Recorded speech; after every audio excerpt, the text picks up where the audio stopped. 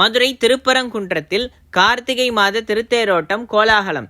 ஏராளமான பக்தர்கள் சுவாமி தரிசனம் செய்தனர். அறுபடை வீடுகளில் முதல் படை வீடான திருப்பரங்குன்றம் அருள்மிகு சுப்பிரமணிய சுவாமி திருக்கோவிலில் கார்த்திகை தீப திருவிழாக்களின் முக்கிய நிகழ்ச்சியான கார்த்திகை தேரோட்டம் இன்றைய தினம் காலை சிறப்பாக நடைபெற்றது.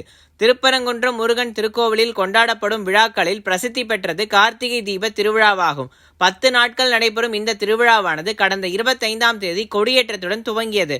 விழாவினை முன்னிட்டு முருகன் தெய்வயானையுடன் தங்கச் சப்பரத்திலும் மாலையில் பல்வேறு வாகனங்களிலும் முருகப்பெருமான் எழுந்தருள பக்தர்களுக்கு அருள்பாலித்தார். திருவிழாவின் முக்கிய நிகழ்ச்சியாக நேற்றைய தினம் இரவு முருகப்பெருமானுக்கு பட்டாபிஷேகம் சிறப்பாக நடைபெற்றது.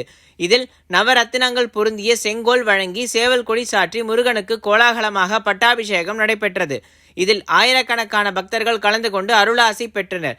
தொடர்ந்து இன்றைய தினம் காலையில் உற்சவர் முருகப்பெருமான் தேவயானையுடன் சிறப்பு அபிஷேகம் அலங்காரம் நடைபெற்று 16 கால் மண்டபம் அருகே உள்ள சிறிய சட்டத்தேரில் எழுந்தருளினார். அங்கு ஏராளமான பக்தர்கள் தேரை வடம் பிடித்து இழுக்க தேரானது ரதவீதிகளில் வலம் வந்தது.